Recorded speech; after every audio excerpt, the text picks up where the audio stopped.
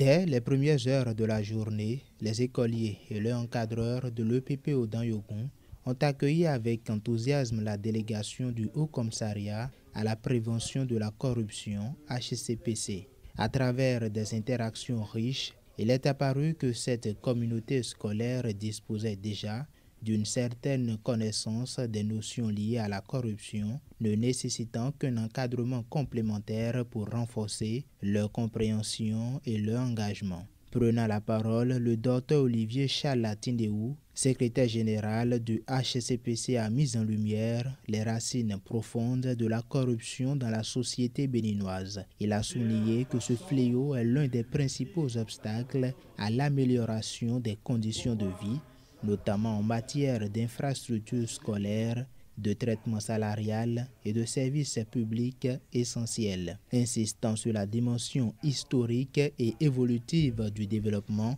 il a rappelé que des pays aujourd'hui prospères tels que la France ont connu des périodes similaires de lutte contre la corruption, preuve qu'un redressement est possible si une volonté collective s'affirme sur la durée. Corrompre, c'est détruire, a-t-il martelé avec gravité, invitant les participants à prendre conscience de la portée de chaque acte illégal, aussi anodin puisse-t-il paraître. Il a annoncé avec espoir l'imminente adoption d'une loi relative à la protection des lanceurs d'alerte au Bénin, soulignant que dénoncer la corruption est désormais un devoir de citoyen encadré par l'État. Le secrétaire général a également saisi l'occasion pour transmettre les salutations du haut-commissaire Jacques Mégan tout en rassurant que les enseignants et les élèves qu'une nouvelle visite sera reprogrammée sur le plateau. Cette proximité institutionnelle témoigne de l'engagement du HCPC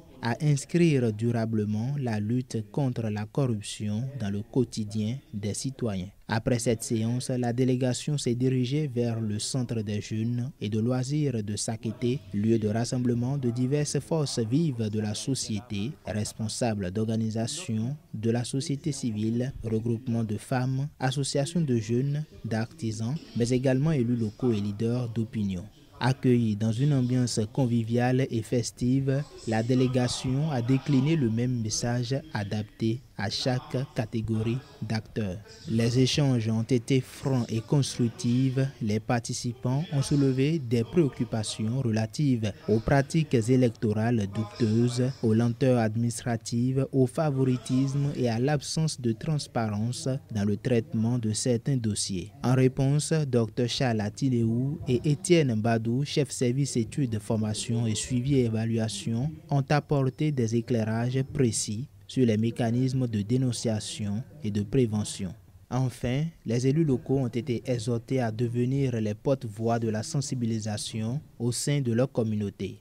Par ailleurs, leur attention a été attirée sur la nécessité de promouvoir la transparence dans la gestion des affaires publiques en vue d'une gouvernance exemplaire orientée vers la satisfaction des besoins des citoyens de leur localité et la préservation des intérêts des générations futures.